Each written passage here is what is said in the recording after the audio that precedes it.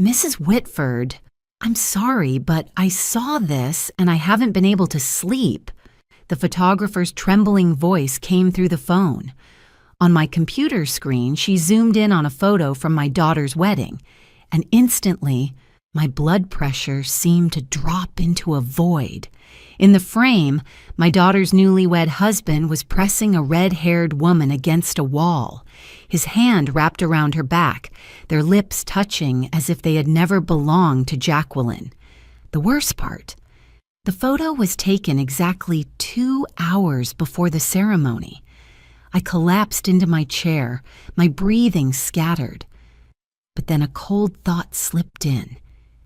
If this was real, then everything that had happened over the past 3 months, from the strange money requests to my younger daughter's disrespect, carried a very familiar scent: manipulation.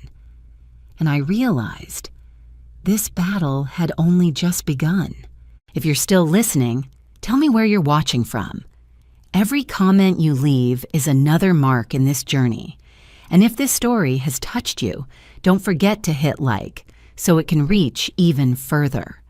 I sat frozen in my familiar workspace, the room filled with the scent of pine and varnish, the place where I'd spent decades building our small family woodworking shop in Scottsdale.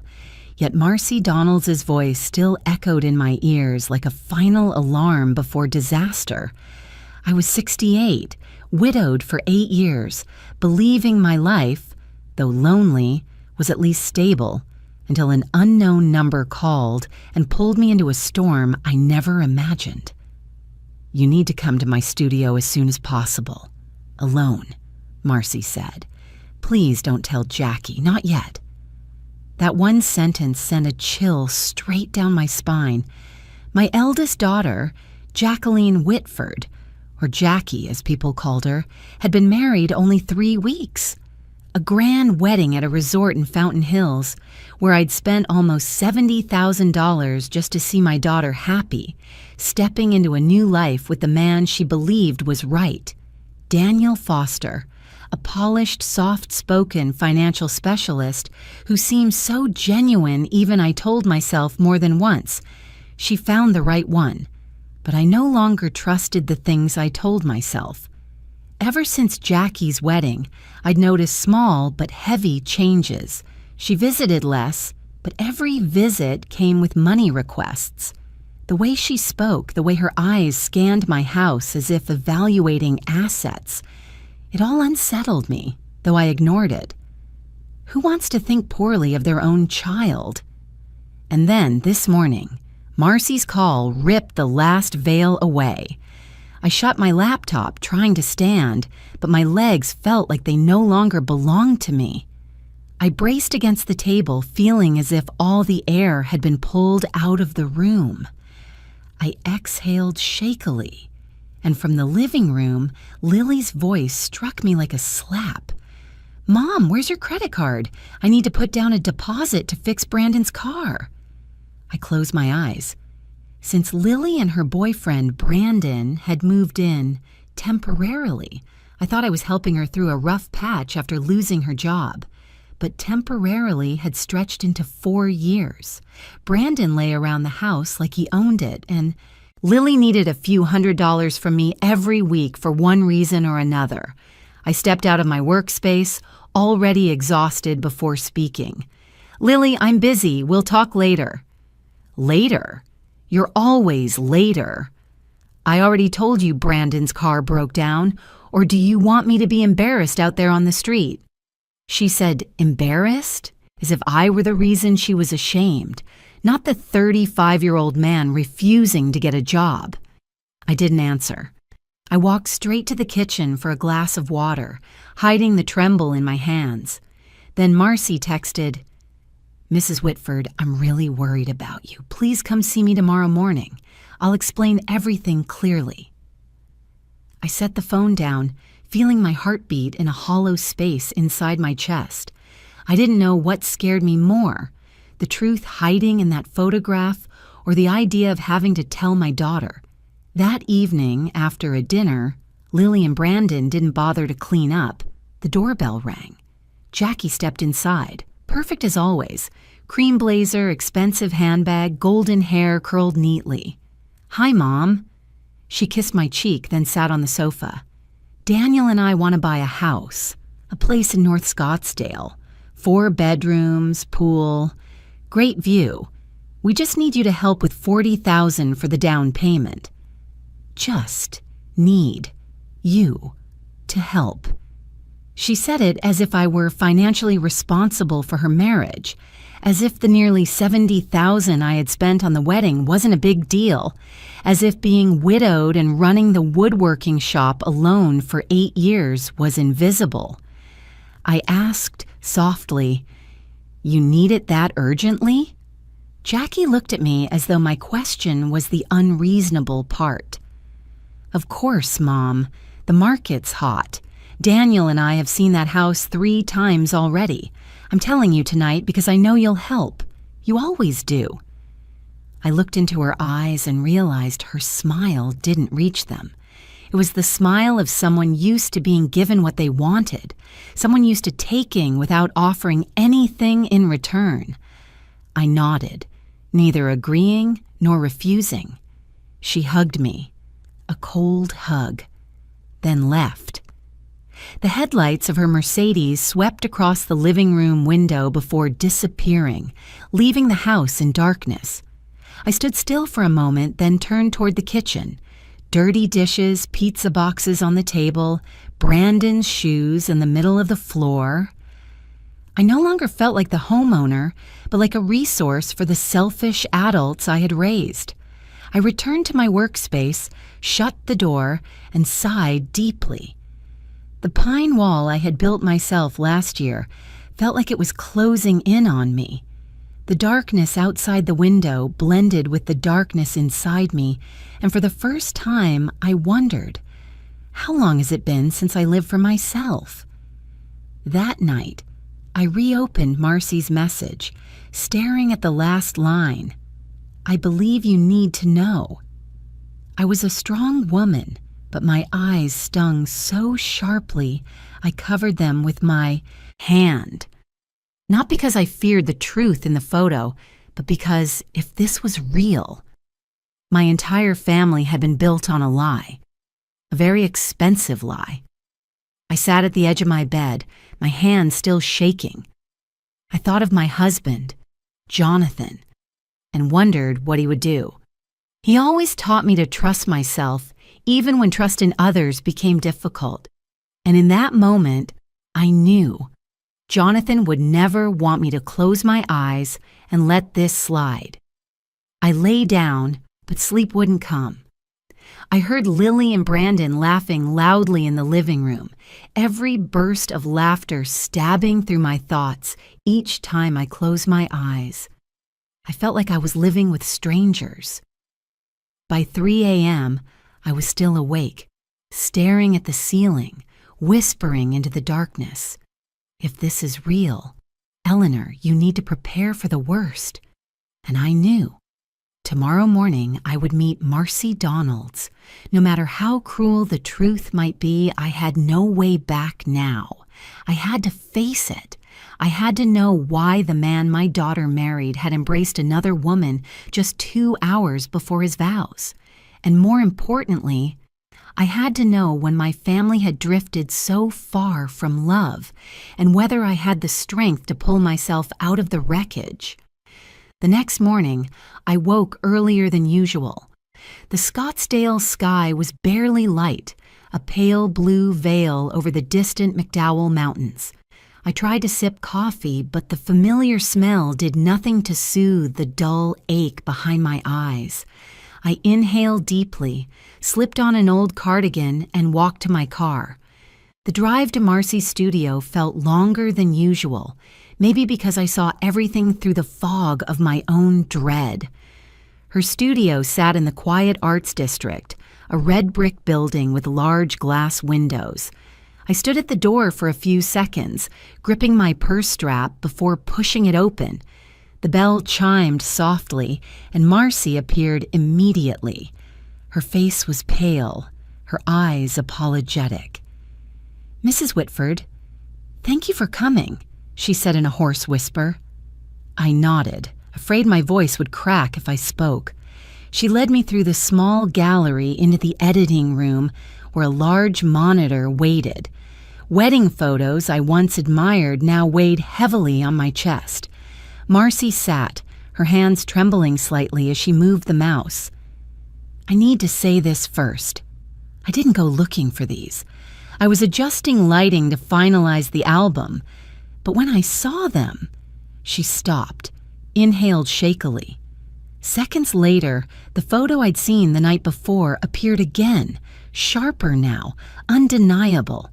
Every detail of Daniel's face, every finger pressing into that woman's waist, the way her red hair lifted in the breeze, their expressions so familiar, so intimate.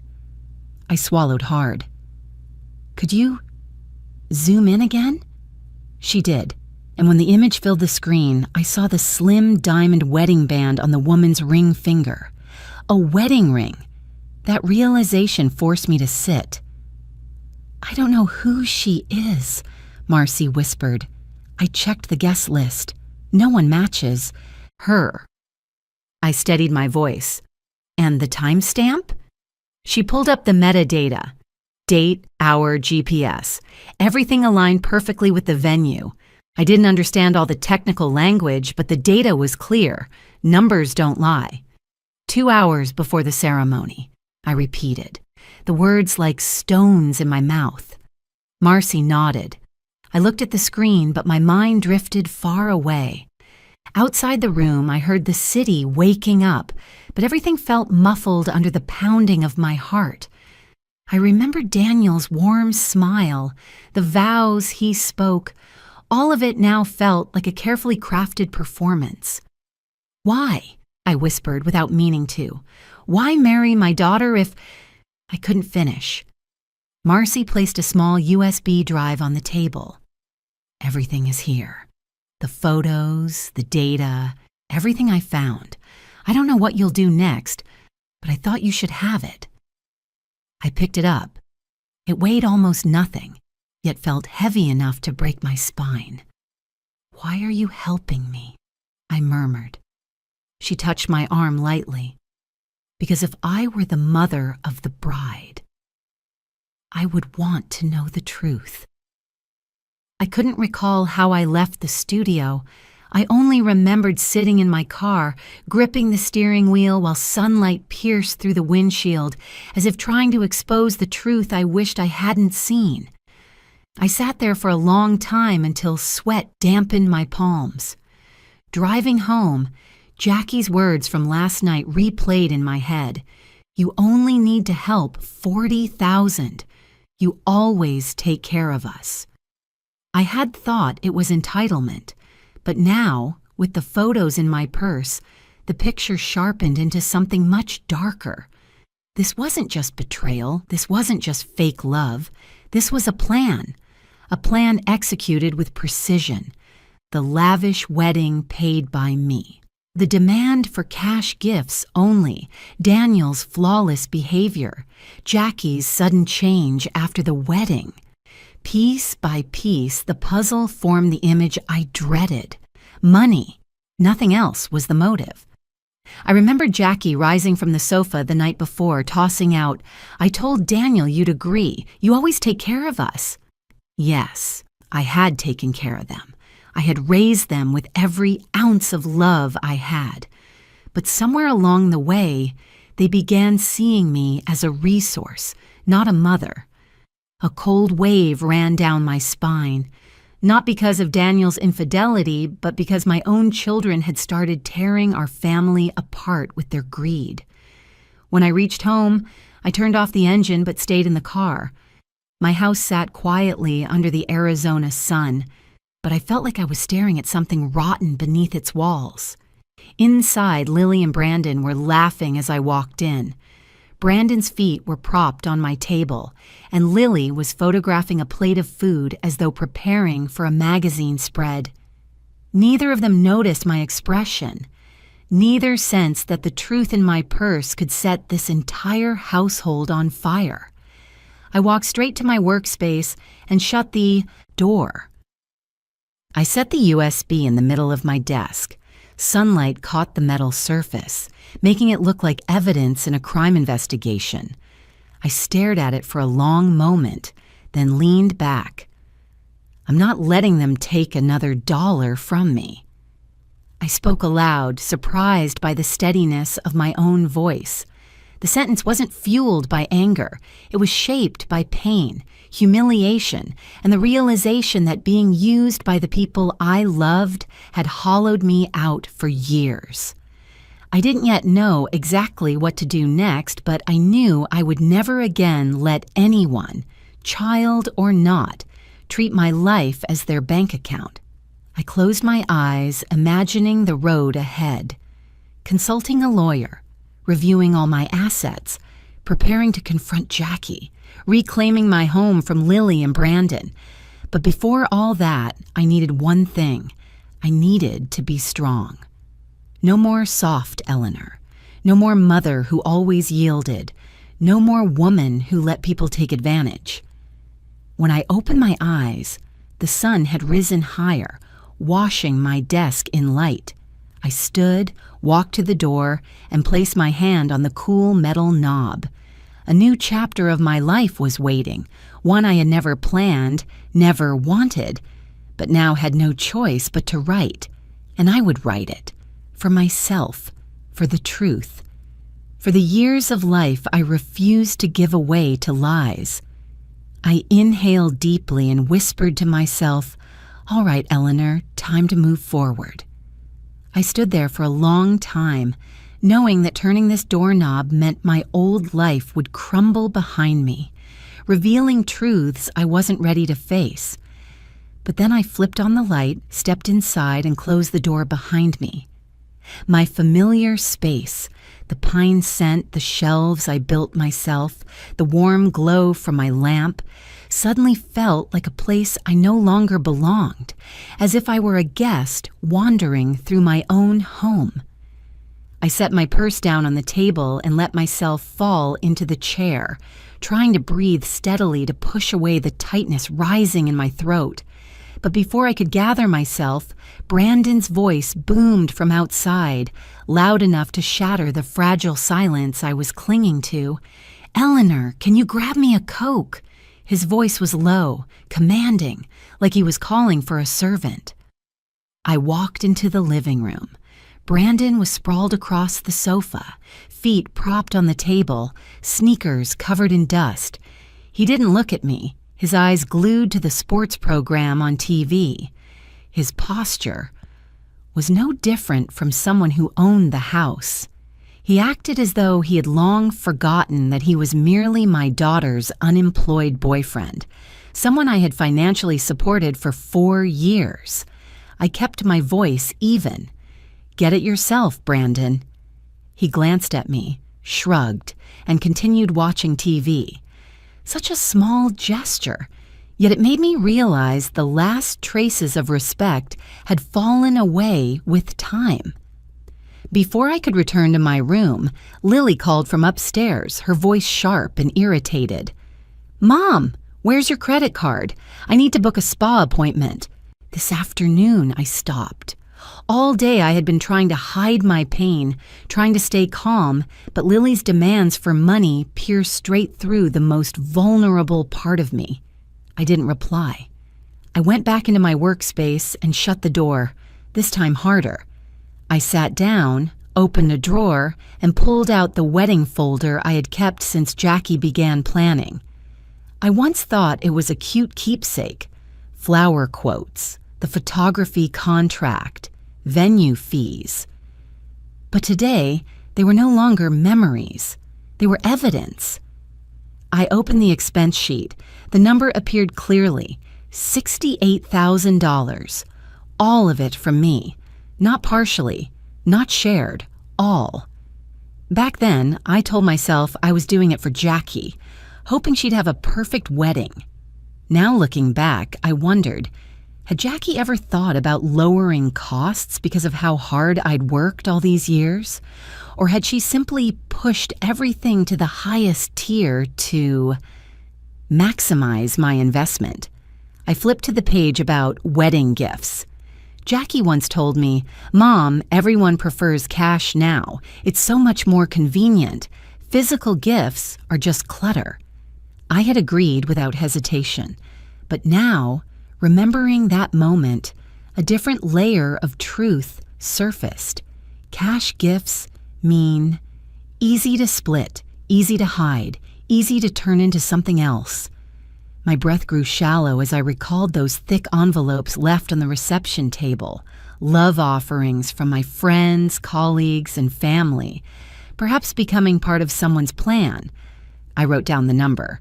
Wedding cash gifts, $47,000, most of it from people I had known for years. I wondered, did Daniel know this from the start? Was he the one who suggested cash only? Or was it Jackie?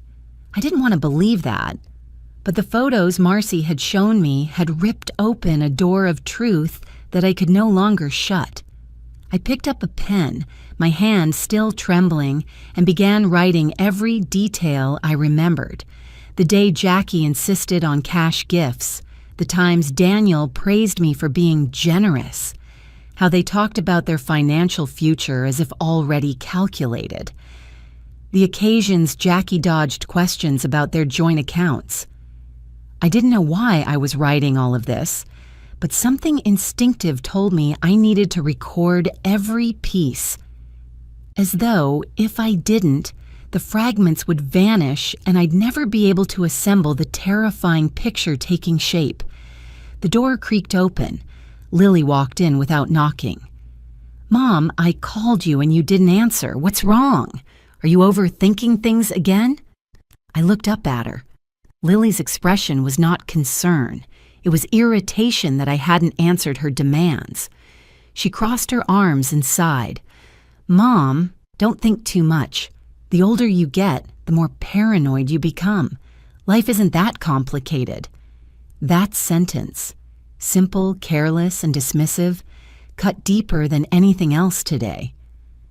I looked at my younger daughter, the same, 34-year-old who once cried into my arms after her first breakup.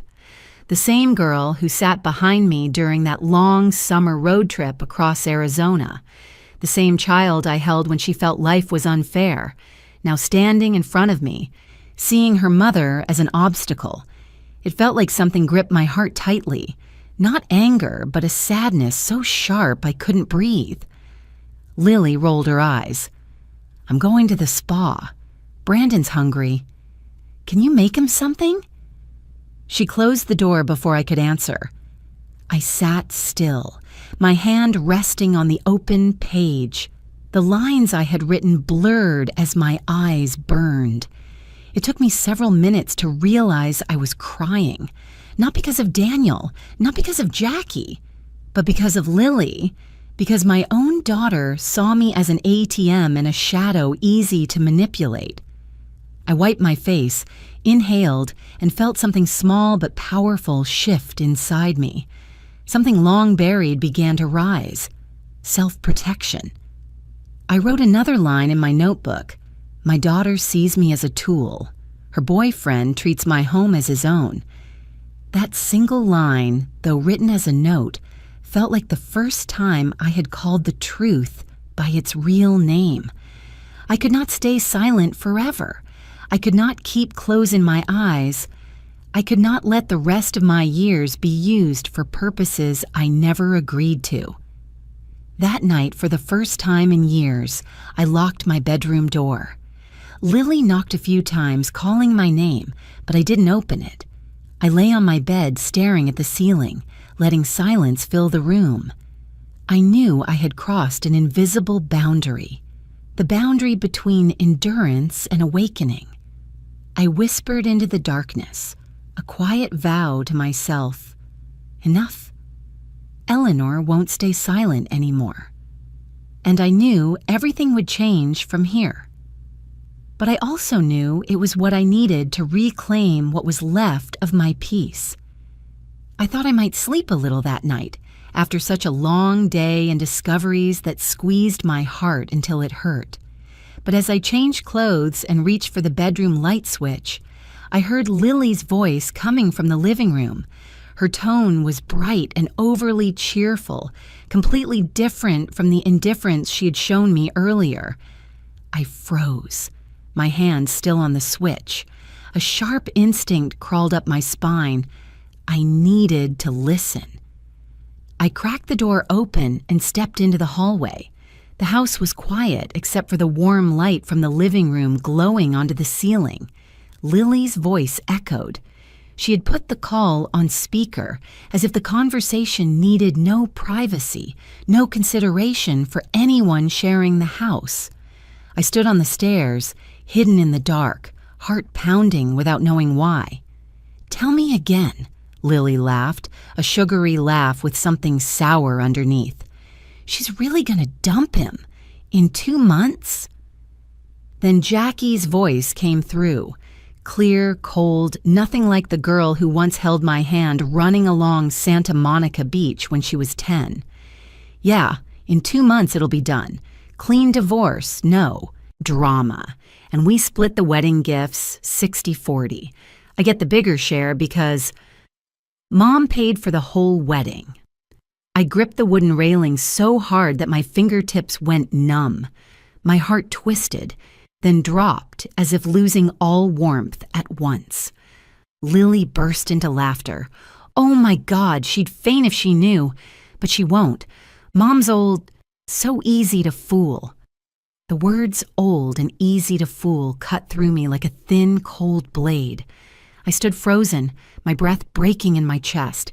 Not because Jackie was planning a divorce, not because they were dividing wedding gifts like loot, but because my daughter, the one I raised with everything I had, called me those words without hesitation or compassion.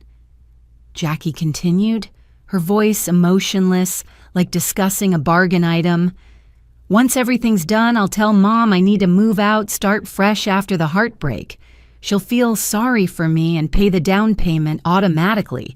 She always does." Lily chimed in immediately. "I'm doing the same thing with Mom. She's used to it. Yesterday I told her my car broke down and she's already thinking of buying me a new one. I just need to ask a few more times so she gets used to spending." I nearly lost my grip on the railing. I, who had raised both girls with money earned from sweat in our woodworking shop, had turned into a wallet they could manipulate and practice tactics on. Lily's voice rang out again. "Brandon says she's predictable. Say something sweet and she believes it. I mentioned wanting to go to the spa and she didn't even dare say no. That's what happens when you're old." My legs shook so hard I had to lean into the wall to stay upright. Not from insult, from clarity. Clarity that the people I loved had been treating my affection as something cheap. I steadied my breath, trying not to let a sob escape. Lily would hear it. She would know. Jackie spoke again. "Just make her think Daniel and I are genuinely happy. When the divorce happens, I'll play the betrayed wife. She'll blame him and open her wallet. The house deposit will take care of itself." Lily asked, curious. "What about Mom's trust? I heard old people change wills all the time." Jackie answered casually, "Who knows? But let's take advantage while she's still soft. Old people are all emotional." I heard chairs moving and more laughter. Bright, carefree laughter, as if they were enjoying a late-night comedy, unaware that every word was slicing my heart open. I backed away from the stairs step by step, like a ghost drifting through its own home. The house felt suffocating, the walls closing in. I retreated to my room and locked the door with trembling hands. Under the dim glow of the bedside lamp, I pressed my hand against my chest, feeling the uneven beats. Every emotional defense I had collapsed within minutes. What I heard wasn't just betrayal, it was a coordinated plan, calculated by the daughters I had poured the best years of my life into loving and protecting. I sat at the edge of my bed, not crying, not screaming. The pain was so deep that the tears felt trapped in my throat. I only felt cold, a coldness that seeped to the bone. I thought of Jackie as a child, her tiny hand gripping my shirt when she feared thunderstorms. I thought of Lily running into my arms, sobbing after her first fall. Those memories clashed violently with the present, two worlds that no longer touched. The maternal love inside me, always gentle, patient, forgiving, fractured like glass, struck with a hammer. I whispered to the empty room, my voice barely audible. How could you? But the question floated in the air, unanswered. I walked to my desk and looked at the open notebook with the list of suspicions I had started hours earlier. I added a new line, writing slowly, each stroke carving into my heart. They are not only using me, they are performing behind my back. Then a clear thought rose in my mind, bright as a lamp turning on in the dark. I cannot let this continue for even one more day. Facing two manipulative daughters and a deceitful man like Daniel would not be easy. But the truth I heard tonight had transformed my pain into resolve. If I didn't act now, if I kept softening, kept believing sweet, empty words, I would lose everything, including myself. I closed the notebook, breathed deeply to steady myself. And in that moment, I knew what I needed to do. Tomorrow, I would see a lawyer. I would no longer allow myself to be led around. I would no longer let the people I once loved control every breath of my remaining years. I turned off the light. The room fell into darkness, but in my heart, for the first time in a long while, a faint glow, small but unmistakable, began to rise. Not hope, strength. A strength I never thought I still had after 68. And so, in the quiet of the night, I took my first step out of the hurt and onto the path where I would reclaim my life. I arrived at Attorney Harold McIntyre's office the next morning, a mix of tension and determination churning inside me. The late June Scottsdale sun burned fiercely, its light shimmering against the pavement. I sat in my car for a moment, my hand resting on the steering wheel, feeling as if I were about to step into a confrontation I had never imagined facing. All my life, I had been the mediator, the peacemaker, the one who soothed family conflicts. But today, for the first time, I was here to declare something. I would protect myself. Harold's office was inside a quiet, elegant 3-story glass building. The sign reading Harold McIntyre, Family and Estate Law was mounted near the entrance, gold lettering on walnut. Inside, the soft scent of pine and fresh paper greeted me, reminding me of my late husband's workshop, where he once spent hours at the lathe. The memory nearly made me wobble. Harold stood as soon as his assistant led me into the IE conference room. He looked to be in his early 50s, salt and pepper hair, formal demeanor, but calm, respectful eyes, the kind that made people trust him without being told to. "Mrs. Whitford," he said, extending a hand, his deep voice steady. "Please have a seat. My assistant said you have an urgent matter?"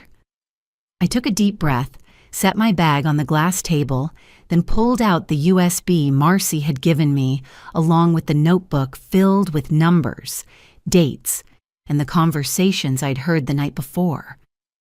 "I need you to look at these," I said, hearing my own voice tremble slightly. I think my daughters are deceiving me, and my son-in-law too." Harold tilted his head, not surprised, simply turning on his computer and inserting the USB. When the photos appeared, Daniel holding the red-haired woman tightly, his hand tangled in her hair, he frowned and took precise notes. "Does this photo have metadata?" he asked. "Yes, the photographer verified everything for me." "Good, very good." What struck me was that he didn't react with shock or pity. He received everything with a cool professionalism, but not indifference. A part of me felt steadier. Clearly, this was not beyond his ability to handle. "And this," I said, opening the notebook to the page where I had written down the conversation between Lily and Jackie, my voice gradually more even, more solid, "is what I heard last night." Harold read without interrupting. He simply nodded a few times, as if each line was fitting into a picture he'd already partly predicted. When I finished, he set the USB on the table and said, "Mrs. Eleanor, I want you to understand something clearly. This is no longer a normal family issue. This is deliberate financial exploitation." I leaned back. Hearing it spoken aloud by someone else made it real. It was no longer a passing nightmare. It was truth I couldn't deny. "Now," Harold continued, "I need you to provide everything you have. The photos, notes, wedding expense sheets, messages, anything at all." I handed everything to him. They spread across the large table, the evidence of 3 heartbreaking months I had endured in silence. Harold arranged them into sections, then looked straight at me. "First, let's talk about Lily and her boyfriend. How long have they lived in your home?" 4 years, I answered. His eyebrows lifted slightly. "And is there a lease agreement?" "No, just let them stay. I thought Lily needed support after her divorce." Harold nodded, then said something that made me sit upright. "In that case, under Arizona law, you can require them to leave within 30 days. No disputes, no lawsuits. They have no legal right to stay in your house." It felt like the floor lifted beneath me, carrying me toward a light I hadn't seen in months. Truly? I can do that? Completely legal. I looked down at my hands. They were shaking, not from fear, but from receiving back a power I thought I had lost. Harold went on, "As for your assets, I recommend establishing an irrevocable trust." I knew what a trust was, but not the details, so he explained, step by step. "A will can be contested," he said calmly. "Children can claim you were influenced, pressured, or not mentally sound." I flinched.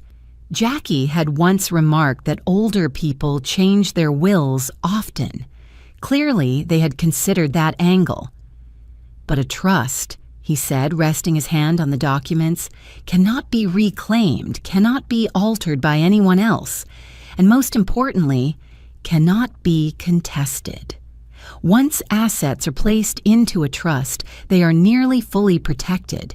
You can still use them, still live in your home, still manage your money, but after you pass, no one can fight over or seize anything." I sat, stunned. A rare wave of relief washed through my chest. "So, they won't be able to take anything unless I want them to?" Harold smiled, softly but with certainty. "Exactly." For the first time in months, I didn't feel alone in this battle. "I want to establish the trust," I said immediately, "as soon as possible. I don't want them touching anything ever again." Harold made notes quickly, then looked up. "But you must understand, this will make them furious." I met his eyes, calm, steady, unshaken. "They stopped being family," I said, my voice firm enough to surprise even me, "when they started treating me like a wallet." The air in the conference room went still. Harold nodded, not politely, but in acknowledgement of a strength he recognized. "Then let's begin," he said. I signed the legal agreement. The sound of the pen sliding across paper felt like a blade cutting through the invisible rope that had bound me for years. Clean, final, freeing. When I stepped outside the office, the sun was still harsh, but it no longer blinded me. The hot wind blew against my face, but I felt lighter, as if I had just walked out of a dark room where I had been trapped for far too long. Standing beside my car, watching the glass buildings reflect the blinding sky, I thought, Eleanor Whitford has entered a new chapter. I am no longer the woman tossed around by circumstances. From today forward, I hold the wheel. Then I opened my car door, started the engine, and felt certainty settle into my bones. My counterattack, the counterattack of a mother long underestimated, had officially begun. I returned home late in the afternoon, carrying 2 thick yellow envelopes Harold had prepared. He emphasized that these were the first step in the legal process and that how I handed them over mattered less than my resolve, my refusal to yield to tears or rage from people who had thrived on my vulnerability. I sat in my car for a long moment, my hand on the steering wheel staring at the familiar house that suddenly felt foreign, as if it had witnessed far more than I was ready to accept. It had once held laughter, warm dinners, family photos tacked to the walls. Now it felt like a silent battlefield. I inhaled deeply, stepped out of the car, and walked up the stone path to the porch. The envelopes in my hand felt heavy as rocks, but also like shields protecting the rest of my life. Inside, as expected, Brandon was sprawled across the sofa, feet on the table as if it belonged to him. The TV blared a football game and a sweating beer can sat beside him. Lily lounged on the staircase, scrolling her phone, looking far too comfortable for someone living off another person for 4 years. I stood before them, didn't speak at first, and placed the 2 envelopes on the glass table. The soft slap they made was sharp as a blade. Brandon raised a brow, rude as ever. "What's this?" "Eviction notices," I said, my voice calm. So calm it startled even me. "You 2 have 30 days to leave my house." In that instant, the room froze. Brandon shot up from the sofa, face flushing red, veins rising in his neck. "Are you senile, old woman? This is Lily's family home. We've lived here 4 years. You can't just throw us out like dogs." Every word he spat hit the air, but none of it touched me. I'd heard worse. I'd endured more than enough disrespect to become immune. Lily burst into tears instantly, her sobs flowing with the precision of a rehearsed act. "Mom, how could you do this to me? You know I'm struggling. You know I'm just trying to get back on my feet after the divorce. Mom, you're so cruel."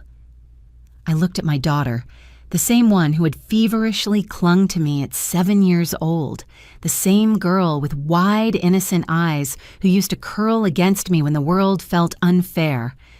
Now she cried for money, not love. "Lily," I said slowly, "I heard everything last night. I know what you and Jackie are planning. I know you see me as a wallet, so you don't get to say I've betrayed anyone." Lily froze mid-sob, as if slapped. Brandon shot her a sharp look. Then, reflexively, Lily grabbed her phone and dialed. Jackie, listen. Mom's kicking us out. Something's wrong with her. She gave us these papers. It's like she wants us homeless." I stood with my arms crossed, hearing every word Jackie spoke on speaker. On the other end, Jackie's voice came through, angry but not surprised. "What? I'll be there. Don't say anything else. Let me and Daniel handle it." I pressed my lips together. Handle it. As if I were a malfunctioning appliance, not their mother. Brandon turned toward me, voice raised in threat. "You can't do this. We have rights. I swear. We'll sue. You'll regret this for the rest of your life." I didn't react. Didn't argue, didn't shed a tear. I simply repeated the line I had practiced ever since I left Harold's office. "You 2 have 30 days, no more." The room vibrated with their outrage. Lily sobbed harder. Brandon kicked the table leg, knocking over a vase. water spilling onto the rug. I turned away and walked back to my workspace, locking the door, just as Harold advised. I heard Lily's sniffles, Brandon's curses, their frantic whispering. None of it hurt anymore. It only confirmed my decision was right. I opened my notebook and documented each behavior, each word, each reaction. Every detail mattered if they tried anything. My hand trembled slightly as I wrote, but not from fear, from the realization that I had stepped into a new version of myself, a woman who protected herself, a woman who no longer mistook silence for kindness, a woman who had endured enough to learn that gentleness is not weakness. When I finished the page, I looked up at the glass panel in my workspace. My reflection stared back, older, tired, but with eyes shining in a way I hadn't seen in years. I was in control. The feeling was so powerful I placed a hand over my chest to steady myself. And what Lily and Jackie didn't know, the truth I had no reason to tell them, was the most important thing of all. Every asset I owned, this house, the woodworking shop, savings, investments, everything had already been transferred into the trust. No one, not a single person, could touch it. Not my daughters, not my son-in-law, not the freeloader in my living room. I closed the notebook and leaned back, filled with a strange calm. The battle had begun, but for the first time in a long while, I wasn't the one pushed into the corner. I was the one stepping forward. I was the one holding the light. I was the one deciding. And silently, I made a promise no one else could hear. Eleanor Whitford will not let anyone take her life from her ever again. I knew from the moment I heard Jackie's car pull into the driveway that the evening wouldn't be just another family dinner. Not after everything that had happened, not after I handed the eviction notices to Lily and Brandon, and certainly not after the whispered schemes Jackie murmured on the phone, words that still felt carved into the walls of my mind. I stood in the kitchen, stirring a pot of sauce, the steam rising and fogging my glasses. I tried to keep everything steady, tried to ensure my hands didn't tremble, even though I knew tonight wasn't about the roasted chicken I was preparing. It was about the final confrontation between me and the daughters I once believed would never betray me. The door opened. Jackie stepped in first, polished as always, hair tied neatly, a stylish plaid jacket, a smile practiced to perfection, but I could see the urgency beneath her makeup. "Mom," Jackie said, as if a peaceful evening awaited us, "I brought fresh bread. We can have it with your dinner." Daniel followed her. His eyes slid past me quickly, then lingered on the living room, where Lily and Brandon sat with tense, hopeful faces, like drowning people clinging to one last life raft. It was clear. They had called Jackie obsessively, enough for her to bring Daniel along as some kind of rescue squad. I didn't hurry to speak. I set the pot down, turned off the stove, wiped my hands, and walked to the dining table I had prepared ahead of time. Everything was tidy and formal, like one final ritual before the truth shattered open. "Let's eat," I said softly, but clearly enough for everyone to hear in the silent house. Dinner began with small talk, Jackie asking about my health, Daniel asking about the woodworking shop, Lily pretending to choke up every time I looked her way, but only a few minutes later, their real purpose began to show. "Mom," Jackie said, setting her glass down, looking at me with an expression carefully crafted to appear thoughtful, "I think it's time you considered selling the house. You're living alone in a place this big. It's not suitable anymore." Daniel nodded as if he were some expert on my life. "Besides," he added, "if you sell now, you'll get a great price. You could move into a more comfortable apartment. We'll help you choose." The words came out like a caring suggestion, but they were sharp as a blade. I stayed silent, watching them. I didn't nod or shake my head. I just looked. That silence made both Jackie and Daniel waver slightly, and they kept pushing.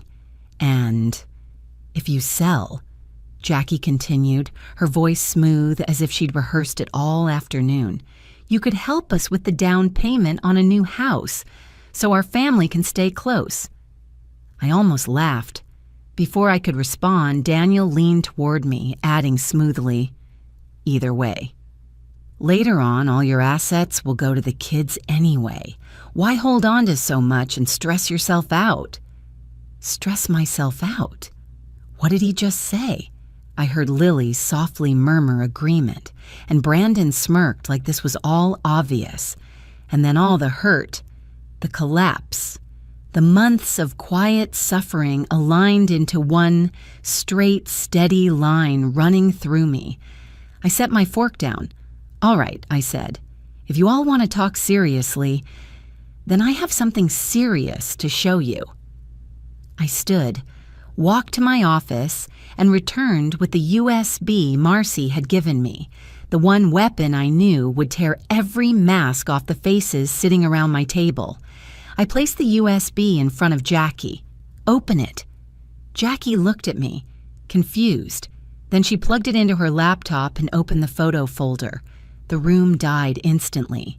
The first picture, Daniel holding the red-haired woman, their lips almost touching, his hand behind her neck.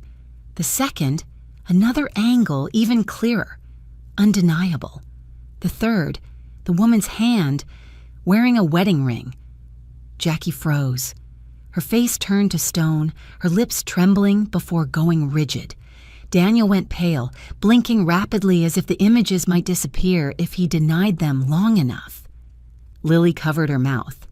Brandon swore under his breath, unsure whether to look at me or at Daniel. I folded my arms, my voice calm to the point of cruelty. This is what happened 2 hours before the wedding. Full metadata, exact timestamp, GPS coordinates, real people, real events. Jackie inhaled sharply, choking on air. No way. Daniel, I say something. Daniel opened his mouth, then closed it again, his face twisting like someone gripping his throat. I straightened up and looked at each of them. We're not done, I said. Let me read the sentence you two said to each other last night. Lily shot to her feet, shouting, Mom, were you eavesdropping? No, I replied. I heard you. You had the speaker on. And I read, word for word. 2 more months and it's done. Smooth divorce. Wedding gifts split 60-40. Mom's old. Easy to fool. No one breathed. No one blinked. Jackie stood so fast her chair crashed backward. Lily, you actually said that where Mom could hear you? Lily stammered. I didn't know Mom. Brandon cursed again, louder this time. I looked at them. 4 people. 4 faces exposing guilt and fear. A family I once thought I had, now reduced to a swamp where each one had tried to drag me under. I placed my hand on the table and said the line I had prepared exactly for this moment. I know you all see me as a wallet, but today, I'm informing you of one thing. 4 sets of eyes turned toward me. All of my assets, my house, my money, my shop, have been moved into a trust, and a trust cannot be sued, cannot be touched, cannot be broken. No one moved. I continued. Later on, by law, each of you will receive the minimum share, not 1 cent more. Jackie nearly collapsed back into her chair. Daniel gripped the edge of the table, white as a sheet. Lily began to cry. Brandon muttered curses, but his voice was shaking. I stood up. Dinner is over. I left behind a table full of cold food and 4 people watching their world collapse in an instant, like walls losing their foundation. I walked into the hallway, feeling as though I had stepped out of a room filled with toxic smoke. Behind me, I heard Jackie sobbing. Daniel mumbling something like an apology, Lily crying out in a mix of desperation and rage. But none of it touched me anymore. In that moment, I understood perfectly. My family didn't fall apart tonight. It fell apart long ago. Tonight. They simply saw what was left of it, clear and bare, like the truth I had laid on the table. The days after that fateful dinner, my house felt like a dying animal thrashing in chaos before it finally surrendered. Every wall, every door seemed to witness something I never imagined facing at 68. Psychological games from the very children I spent my life loving. Lily and Brandon behave like people with nothing left to lose, or who believed that if they pushed hard enough, I would break the way I always had. But they miscalculated. I was no longer the mother who could be manipulated by tears. I'm struggling, or empty promises of a future they never intended to honor. In the first 3 days, their strategy was clear. Noise, disruption, attempts to rattle me. In the morning when I came downstairs, Lily was blasting loud electronic music, making the dishes on the rack tremble. She'd never listened to that genre before, let alone blasted it inside a house with an elderly person. I brewed my coffee as if I heard nothing. Lily glanced at me, challenging. "Doesn't this bother you?" I simply replied, "No." Brandon slammed the door every time he went out, trying to shake the walls. Sometimes he left empty beer cans on the dining table and nudged them to fall, watching me like he was waiting for me to snap, but I said nothing. At night, they tried a different tactic. Lily tried frightening me, flicking hallway lights on and off when I walked through, cracking my door open, then closing it, or sitting in the dark living room whispering things like, "Being alone at your age. Dangerous things can happen." I knew the game. Harold warned me. When exploiters lose control, they will do anything to regain it. Still, I stayed silent. One night, near midnight, Lily stood outside my office door, voice trembling as if she were truly heartbroken. "Mom, I'm sorry, I really am. I don't know what Jackie told you, but I was wrong. Brandon, he controls me. I don't want this." I remained at my desk, pen moving across the page just as Harold instructed. I let her finish, then opened the door. She was crying, real tears or a perfect imitation. But I'd been Lily's mother her whole life. I knew her inside and out. "What do you want?" I asked. Lily blinked, hesitated only a second. If you give me more time or help with the deposit on a new place, I promise." That was when I cut her off, my voice steady enough to surprise even me. "If you were truly sorry, you would apologize without asking for anything." Lily froze for 2 seconds. Then her face changed entirely, the mask falling like shattered glass. "Fine," she yelled. "Then stay here alone. Brandon's right, you're selfish. Don't blame anyone later." She stormed upstairs, each step pounding with rage. I returned to my desk and wrote, Day 4. Lily shifted from remorse, request money, anger. Failed. Brandon was different. He didn't plead, he threatened. One afternoon, he stood in the kitchen with his arms crossed, blocking my path. "You know what people will say, right?" he growled. "They'll say you kicked your own daughter out. You think you'll live peacefully after that?" I didn't answer. I stepped aside. He mirrored me. I stepped the other way. He blocked again.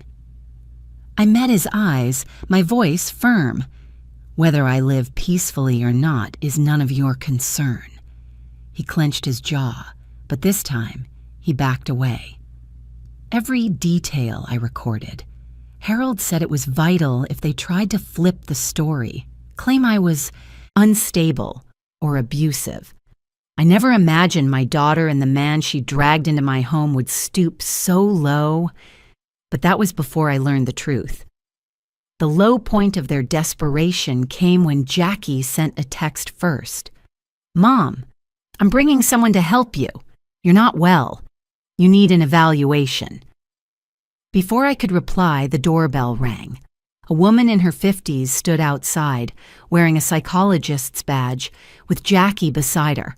Her face a mix of concern and superiority, like someone preparing to intervene in another person's life, while believing it's for their own good. "Hi, Mom," Jackie said gently, as if she hadn't been exposed with infidelity the night before.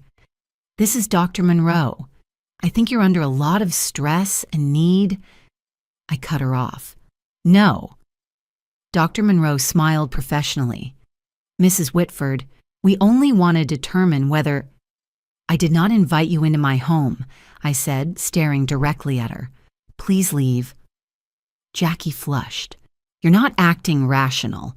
We just want to make sure you're capable." I opened the door wider, my voice icy. "If you are not off my porch in 3 seconds, I will call the police and report trespassing." Both women froze. Then Dr. Monroe stepped back. Jackie stiffened, saying nothing. I closed the door, not harshly but decisively. In the silence of the house, I heard Lily whisper from the stairs, "What happened? She kicked you out." Jackie hissed back, "Fine, let her destroy herself. Just watch." They left. And for the first time in months, hearing my daughter's voice didn't frighten me. It didn't hurt. It just felt empty, followed by a strange, unexpected sense of relief. In the days that followed, things in the house began breaking in suspicious ways. A picture frame fell. A doorknob was twisted out of alignment. A ceramic vase I had bought 20 years ago was smashed. But instead of getting angry, I picked up my phone, photographed each item, and saved everything into the folder labeled Legal Documents Section B. Every time I pressed the shutter, I felt a little stronger, because I was no longer fighting with emotion. I was fighting with clarity. On the 10th day of the eviction notice, Lily and Brandon finally began packing boxes. Their arguments echoed through the house. Blame, frustration, fear. Lily cried, then screamed. Brandon cursed and pounded on the walls, the thuds shaking the plaster but never breaking the calm I was building for myself inside my office. I closed the door, sat at my desk, turned on the warm lamp, and opened my notebook. New lines flowed steadily across the page. 10th day. They know I've changed. No more negotiating, no more hesitation, no room left for pity that can be exploited. I set my pen down and leaned back. For the first time in many years, I felt serene. Strangely, that serenity came from the deepest place of pain, yet it was also where strength was born. I had exhausted myself by loving the wrong way. Now I was learning to love the right person, myself, and my family, the ones who thought I would endure forever, finally understood. Eleanor Whitford would not be silent anymore, and if I ever chose silence again, it would be a weapon, not a weakness. The 30th day arrived as softly as a breath, yet as heavy as a stone on my chest, not because I was afraid or unsure, but because it was the day I would watch a rotten chapter of my life finally close. I woke at 6 a.m. to the Arizona sunlight slipping through the blinds, painting thin golden stripes across the wooden floor. Today, the house would change. Today, I would change. I made my coffee and set the cup on the table in silence. There were no pounding footsteps on the stairs, no fights erupting in the living room, no beer cans rolling across the floor.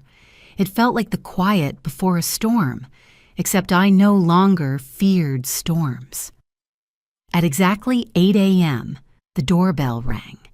I opened it to find Harold standing there, immaculate as always, holding a stack of documents. Beside him were 2 Scottsdale police officers, a man around 40, and a woman whose stern eyes softened when she met mine. "Mrs. Whitford," Harold said, "I'll be with you through the entire process. Everything is within the law. No one will give you trouble again." I nodded. In that moment, I felt like two solid walls had risen behind me. We stepped inside. Lily and Brandon had no idea the police were coming. Lily was sprawled on the sofa, hair messy, phone in hand. Brandon was still asleep, crumpled in a blanket like a lazy child. When they saw the officers, Lily shot upright as if doused with cold water. "What is this?" she screamed. Brandon jerked awake, eyes wide, panic flashing into anger in a heartbeat. "What the hell is going on?" The lead officer spoke in a firm but professional tone. "Today is day 30 since the eviction notice was delivered. You both have 2 hours to pack your belongings and leave this property." The room exploded instantly.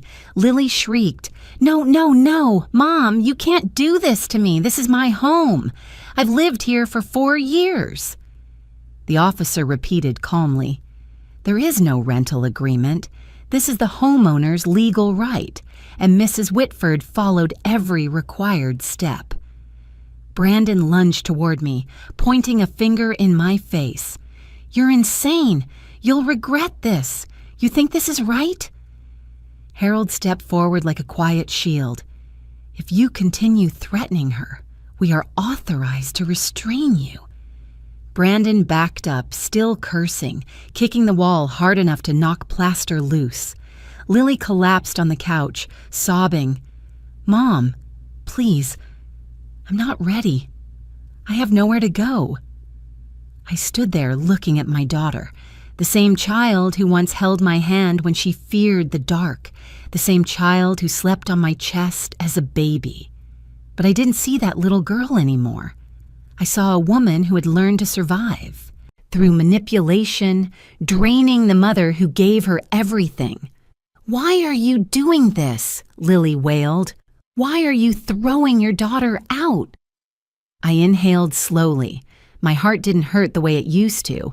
Now there was only clarity. "Because you threw me out of your heart first," I said, "and I cannot live with people who see me as a wallet." Lily broke into harder sobs, but I didn't move. The officers started the timer. 2 hours. 2 short hours that felt like a lifetime to Lily and Brandon. They ran upstairs, dragging suitcases down, clothes spilling everywhere, shouting at each other. Lily accusing me of cruelty, Brandon pounding on furniture, Lily screaming that I was heartless and ungrateful and not a real mother. I stood in the kitchen, holding my coffee, looking out into the backyard, the same yard where Jackie used to play ball, where my old dog slept in the shade, where I'd once planted flowers with my husband. Now it bore witness to a painful but necessary cleansing. I wasn't happy, but I was relieved. Relieved like someone taking off a heavy, suffocating armor they had been forced to wear for 4 years. 2 hours passed. Lily and Brandon came down the stairs with the last of their boxes. Lily's eyes were swollen, mascara streaked across her cheeks. Brandon was trembling with anger. They walked out to the porch and loaded their belongings into Brandon's old brown car. He slammed the trunk hard enough to shake the frame. Lily turned back, hatred and hurt mixing in her eyes. "You're going to live alone for the rest of your life," she said, her voice cracked and venomous. I stood tall, no tears, no trembling. "Better alone," I replied, "than surrounded by people who only use me." Lily yanked the car door open. Brandon started the engine. The old vehicle rumbled out of the driveway and disappeared behind the trees. The officers thanked me and left. Harold shook my hand, firm, steady. "You did the right thing, Eleanor. I'm proud of you." When the door closed, a silence unlike anything I'd heard in years washed over the house. A silence so deep I could hear my own breath. A silence So complete, the ticking clock sounded alive. A silence that finally let me realize this was the first time in 4 years I had the right to peace. I walked to the living room chair, the one I never dared sit in because Brandon claimed it as his spot, and sat down. My face felt cold. My back ached. Then, the tears came. Not because I had lost my children, not because I was hurt, not because I was lonely, but because after 4 years, after dozens of sleepless nights, after having my heart squeezed by betrayal over and over, I finally felt myself return. I had found my way back to who I was. I had chosen myself, and it was the best choice I had ever made. One quiet morning, as I was brewing chamomile tea to start my day, the phone rang. Sunlight filtered through the kitchen window, painting soft stripes across the walnut countertop I loved so much. Everything felt peaceful, so when the phone buzzed, I sensed the stillness was about to be disturbed. The caller ID read, Jackie. I stared at it for a long moment before answering. Not out of fear, because I had broken the habit of rushing in to comfort her every time she was upset. I wanted to respond with the calm I had fought so hard to earn. "When will you stop destroying my family?" Jackie said. No greeting, no breath, just an attack as if I were the cause of every misery in her life. I sat down, hands wrapped around the warm cup. My voice was soft, steady. "Jackie, I'm not destroying your family. I'm simply refusing to let it destroy me." Silence, a few seconds long. I could practically hear Jackie's angry breathing, as if my words wounded her more than anything else could. Then her voice cracked, furious, desperate. "If you hadn't interfered, if you hadn't blown up everything with Daniel, none of this would have happened." I closed my eyes, recalling the photos Marcy had given me, the messages Lily overheard, the months of Jackie letting me pay for everything, every bill, every debt, every mistake. "No, Jackie," I said. "Your marriage fell apart because you and Daniel were using each other for money, not because of me. I wasn't the one cheating 2 hours before the wedding, and I wasn't the one calling me own mother easy to fool." She fell silent again. So long I thought she might have hung up. Then her voice returned, brittle as dry leaves. "You'll regret this, I swear." I simply answered, "I've regretted enough for the past 30 years, Jackie. Now it's time I choose for myself." I was the one who hung up, something I had never done before. A few days later, I was watering the lavender along the back porch when my phone pinged with a message. I wiped my hands and checked it. "Daniel Foster, if you stay quiet about the photos, I'll send you $10,000. I want this resolved fast." I stared at the text, not angry, not shocked, just amused. He thought my dignity, my self-respect, the betrayal of my daughter, his brazen infidelity right before the ceremony were worth $10,000? I pressed block without replying a single word. The phone went still again, as if it too felt relieved to cut off something toxic. Word about the divorce spread faster than I expected. Not because I talked. I hadn't said a single thing to anyone. But people who live by deceit rarely keep secrets well, especially when their lives start breaking apart piece by piece. According to what Harold heard from a colleague who handled divorce cases, Jackie and Daniel's battle resembled a wildfire, furious, chaotic, consuming everything they had tried to build on lies. Jackie accused Daniel of infidelity. Daniel accused Jackie of hiding wedding money. They dragged each other between court and lawyers' offices like two drunk strangers fighting in the street. The wedding gifts, $47,000 from people who trusted them, evaporated like steam. It all turned into legal fees, court costs, investigative expenses, and other pointless attempts to prove the other one was worse. In the end, they were left with nothing but resentment and two empty skies. And I watched from afar, not bitter, not pleased, simply detached, as though I were watching a play that once threatened to drown me, but now I had stepped off the stage entirely. One evening, I sat on the porch with a light shawl over my shoulders, watching the sunset burn the sky orange. I turned on the warm lights along the stone path, lavender scent drifting in the breeze. For the first time in ages, I truly felt alive, not surviving, but living. I placed my hand over my chest, where my heart still beat steadily, strongly. I no longer felt heavy when thinking of Jackie. I no longer hurt when thinking of Lily. I no longer blamed myself for giving too much. I felt only one simple truth. Freedom is worth more than anything, more than expectations, more than the weight of motherhood, more than the fear of loneliness they used to control me.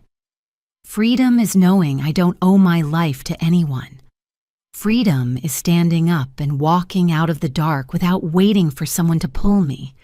Freedom is choosing peace, choosing myself, choosing a path free of those who see me as property.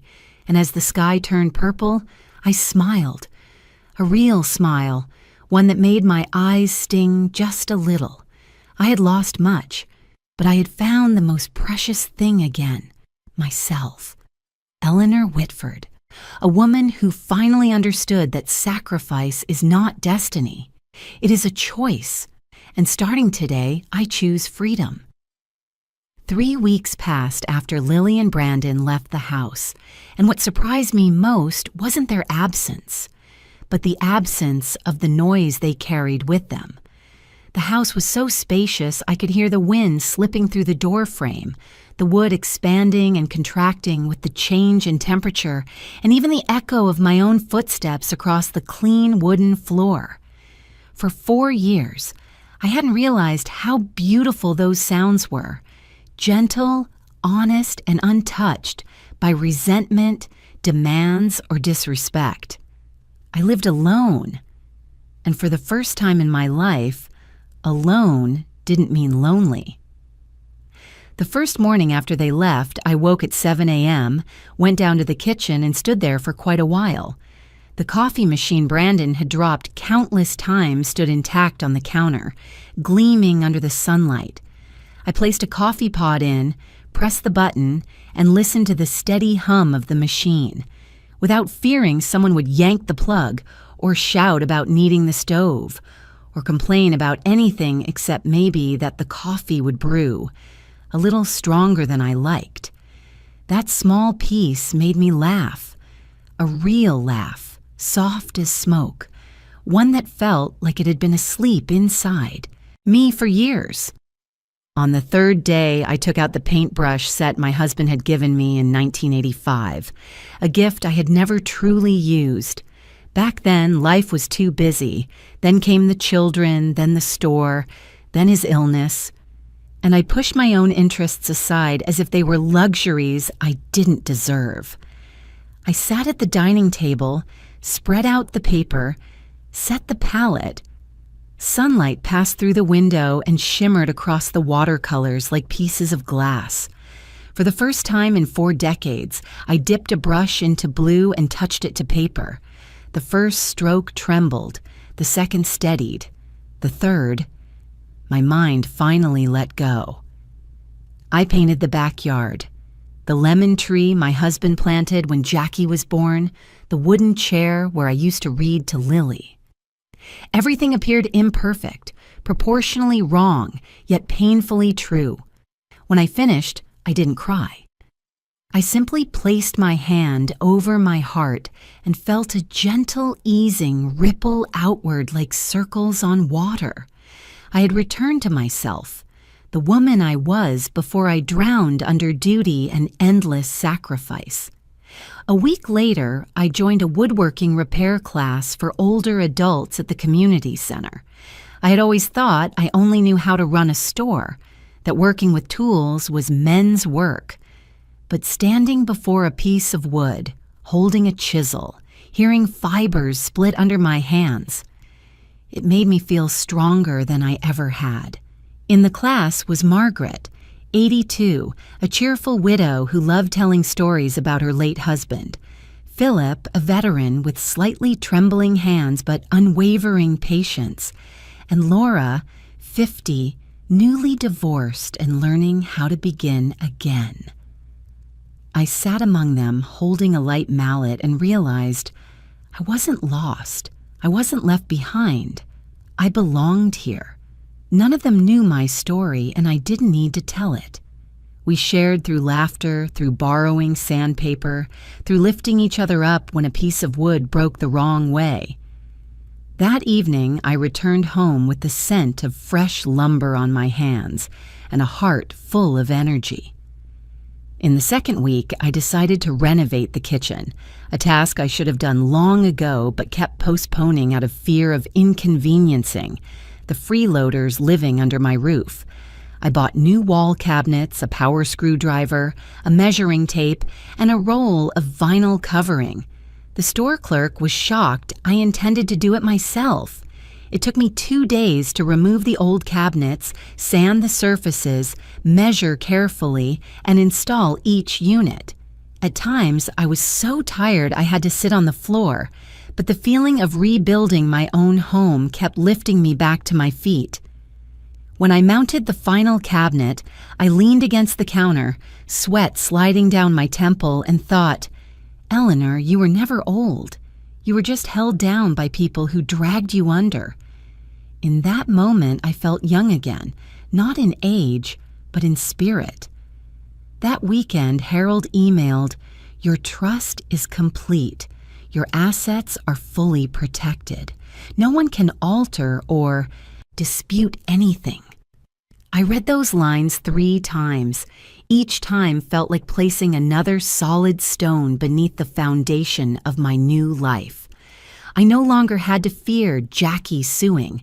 I no longer had to fear Lily demanding a share of the house. I no longer had to fear Daniel returning with lies.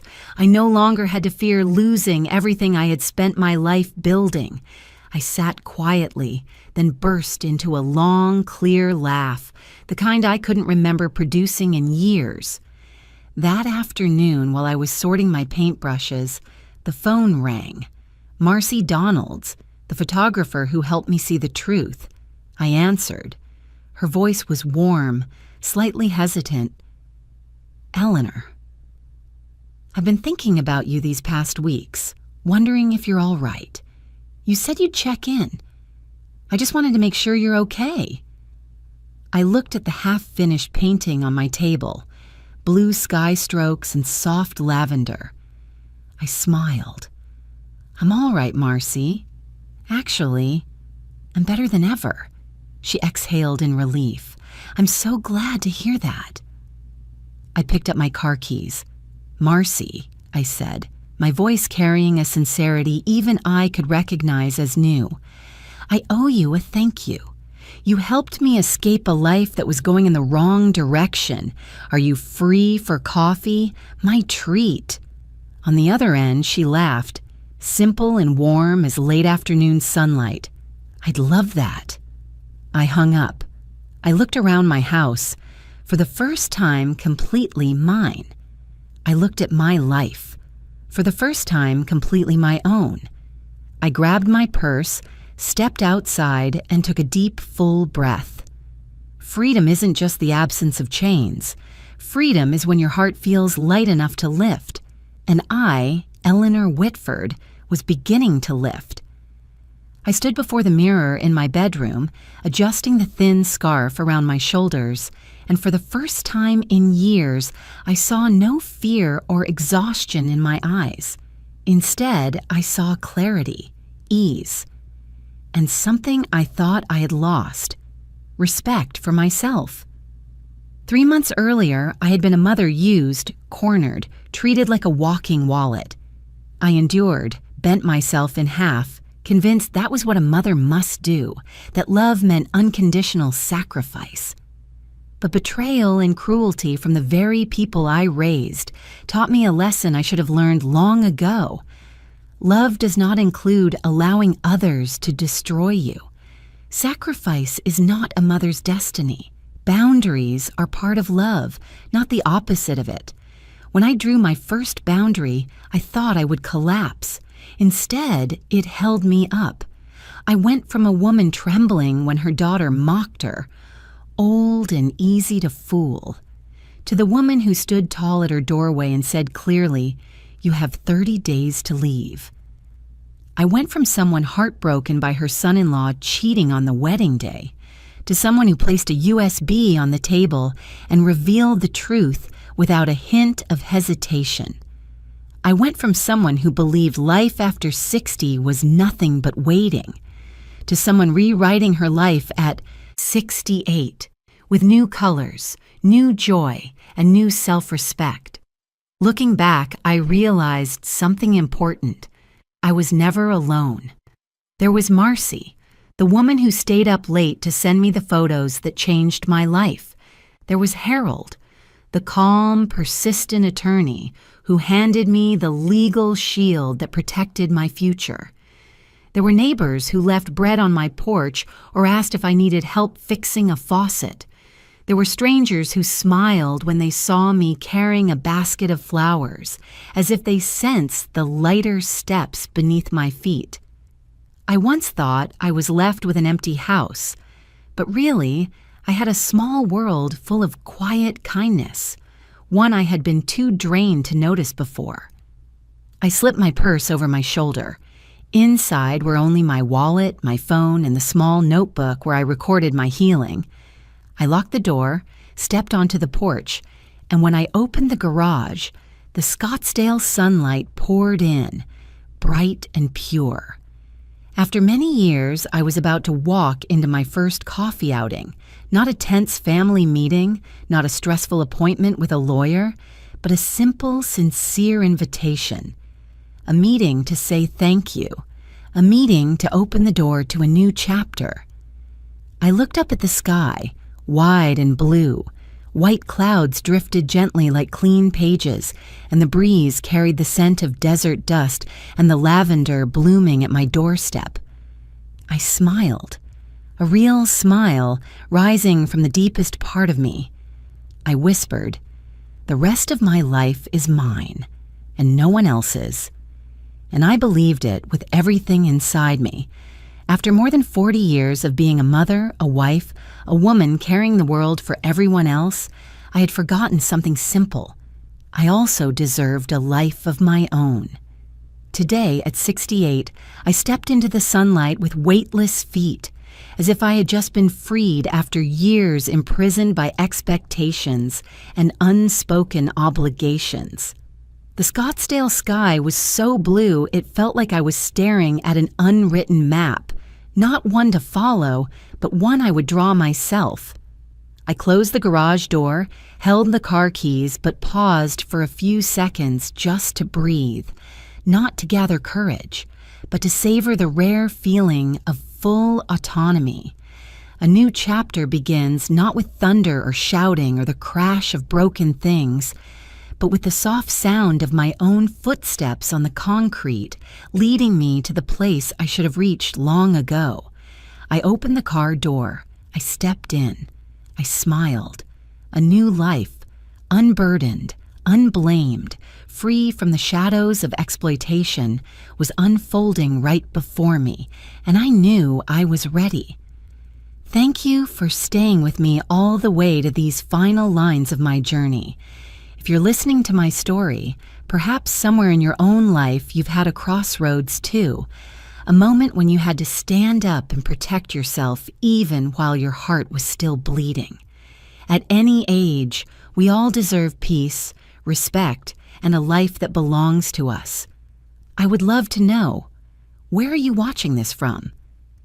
Did any part of my journey remind you of your own or make you reflect on something in your past? Feel free to share in the comments. Your story might become the strength someone else needs to rise again. And if you enjoy stories about resilience, awakening boundaries, and rediscovering yourself after years of sacrifice, please like, subscribe, and stay tuned for the next stories. I'm truly grateful to have you here, because sometimes just one more person listening can make someone's whole world feel warmer.